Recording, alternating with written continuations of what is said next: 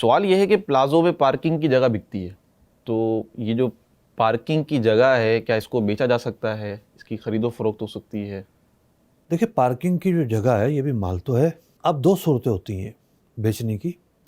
ایک تو شروع میں ہوتا ہے کہ جناب ہم آپ کی ایک جگہ جو ہے ایک اسپیس جو ہے نا وہ آپ کو ہم دے رہے ہیں، اتنے کی دیں گے، لیکن وہ کہاں ہوگی یہ نہیں بتاتے. اس کی بھی گنجائش ہے. تو ہوتا کیا ہے کہ ایک پلاٹ ہے، وہ 2 آدمی اس میں شریک ہیں. جیسا کہ ہم قربانی میں جانور لے کر آتے ہیں، 7 افراد اس میں شریک ہوتے ہیں. اب یہ تھوڑی کہ ایک لات ایک کی ہے، دوسری لات دوسرے کی ہے، بلکہ جب تقسیم ہوگا تو سب کے حصے میں برابر گوشت آ جائے گا. تو یہ ہوتی ہے مشاع کی صورت کہ سب کے سب جو حصہ دار ہیں بغیر کسی پارٹیشن کے مالک ہیں. ہر ایک کا ایک فیصد میں حصہ ہے کہ جناب اتنا شیئر ہے اس کا اس پورے ایریا کے اندر اور اتنا شیئر نہیں ہے. تو شیئر واضح کر دیا جاتا ہے. ایک تو یہ صورت ہوتی ہے.